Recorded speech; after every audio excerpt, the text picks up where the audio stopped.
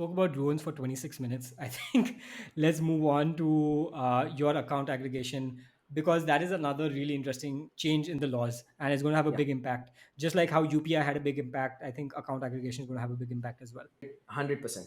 So when you said about APIs and how some of the systems that the government has come up in the recent past have been pretty decent, I actually geeked out on the kind of systems that the government is planning to put out over the next 2-3 years to enable credit in the MSME and individual personal sort of credit ecosystem, right? So everything that we're talking about, everything that's happened in terms of digital identity, in terms of payment, in terms of account aggregators, which I'm going to go deep on, everything is leading up to solving for that credit gap, getting credit in hands of people who need it, who deserve it, and bringing financial inclusion in India, right? Just to give you an estimate, we spoke about this in our SME, MSME special episode where we spoke about the ecosystem in general, but lending is a huge opportunity there. About $300 billion, that's the kind of credit gap that the ecosystem has. That's 25 lakh crores.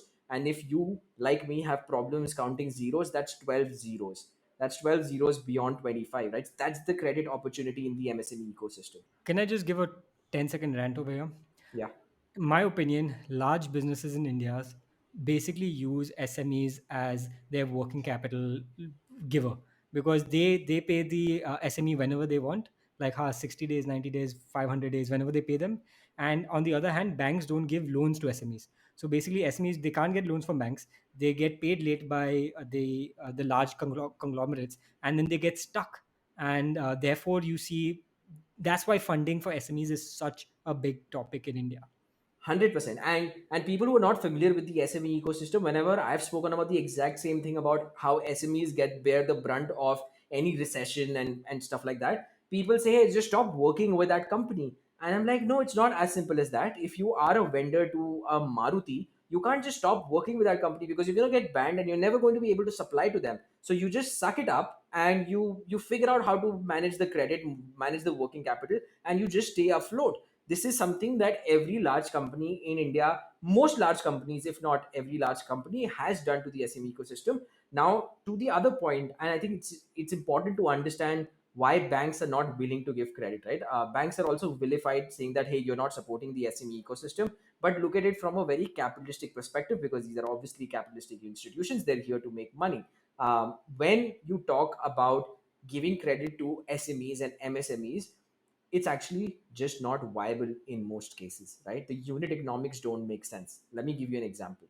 The cost of discovering the customer, the cost of acquiring that customer, the cost of servicing that customer, and the cost of collecting payments from that customer, all these things included, are actually so high that unless the ticket size of the loan is very high, let's say 5 lakhs, 10 lakhs, or beyond that, where the interest is going to make sense basis the cost, the interest income is going to make sense basis the cost. Unless that's the case, you just can't make money, right? The cost is just so high that at lower ticket sizes, you can't make money. The other way then is have very low ticket sizes and have very exorbitant interest rates, right? That's what money lenders, offline money lenders, loan sharks, whatever you call it, they give money at 3% a day.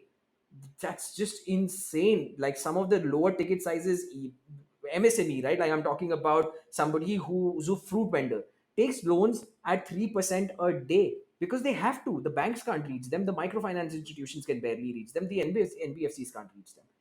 The problem in all of this is the cost involved, right? Now, what everything around aggregator, account aggregator, is leading up to solving for this cost. First, we had Aadhaar and digital identity. Then we had payments where at the back end, different financial institutions can communicate with each other. For a consumer, it's just one app where you put in details and you're able to transfer money with no fee, right? So we got the digital identity eKYC done. We got the payments thing done. The next evolution of this India stack is account aggregator, which is you take control of your financial information. Now, let's build a hypothetical case, right? You are an SME, MSME, whatnot. You want to take out a loan. Let's say you are an MSME or an SME, you want to take a 1 lakh rupee loan, or 5 lakh rupee loan for that matter. what's going to happen is you'll have to take out printouts for your bank statements, print out for your GST statements, a bunch of compliance printouts, a bunch of inventory. All of these details need to be printed out for you to now actually go give this to an NBFC or give this to a bank. They will manually process it. Some NBFCs will digitize it, process it, and then decide if they want to give you a loan or not, right? One, this can take up to 2 weeks, right? In some cases, if you go to a public bank, it can take up to 2 months to get this loan. So it's you're not getting it on time. Plus, most of the cases, because these people don't have collateral, banks definitely say, hey, I'm not going to give you a loan. So you take loan, unsecured loan, which is very high interest rate and high processing charges, and the fact that it's very cumbersome to deal with this entire process. And lower ticket sizes, forget about it, you're not going to get a loan. All of this can be solved for now by the account aggregator framework that the government has come up with. What they've said is all these financial institutions, there are 8 right now, but almost every financial institution is going to be a part of this.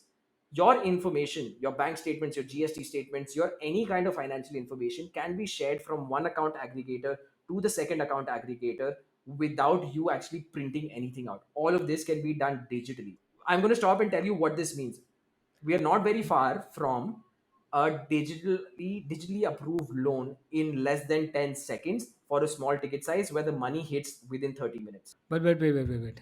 You you're basically saying that I don't have to print my bank statements. That's the only advantage I'm getting out of this. No, it's not just bank statements. It's every financial data that you can think of. Think of GST data. Think of your banking cash flow Yeah, data. but I mean, I can always just print it out and give it to the bank, right? So what is the big deal?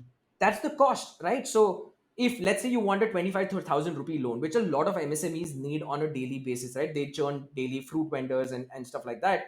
You're not going to be able to print out and give that to the bank. One, the bank or the NBFC is just going to say, I'm not going to give you a 25,000 rupee loan, because the cost of carrying those documents from one place to another and actually managing those documents, and there's safety precautions and like compliance. You can't just throw out these documents, right? Because you've taken the consent from the person. There's legal agreements that you sign saying that, hey, I'm going to be the custodian of this data that you're giving to me. So there's a lot of compliance costs because of that. You don't get small ticket sizes loans because of this, right? So what it's solving for, honestly, is that lower sort of pyramid where small ticket sizes loans are going to be possible because of this. But even for you, Sahil, even though you could potentially, you're right, you could potentially give all these documents, and you have in the past, and you've gotten loans, right?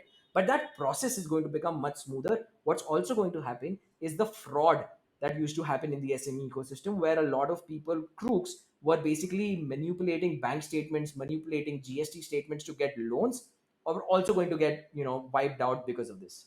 So just to simplify it, what you're saying is that, and this is what I've also read, which what I understand is that it's going to be much easier for banks and other financial institutions to share information about you once you give permission to them, Yeah. and therefore, because it's so easy, they'll be able to analyze that information faster, and they'll be able to give you the loan faster, and there's also less risk of fraud, as you are saying. So So you, basically, it's just from a process perspective, you build a username on account aggregator, and you using that information will get all access to all your bank accounts in different banks, all your GST statements, all your financial information, and you can click and basically decide, I want to share it with this person for these many weeks, and after that I don't want it to be shared with them, right? So this is the first time any country technically is giving the ownership of data and the choice of if you want to share it or not in your hands.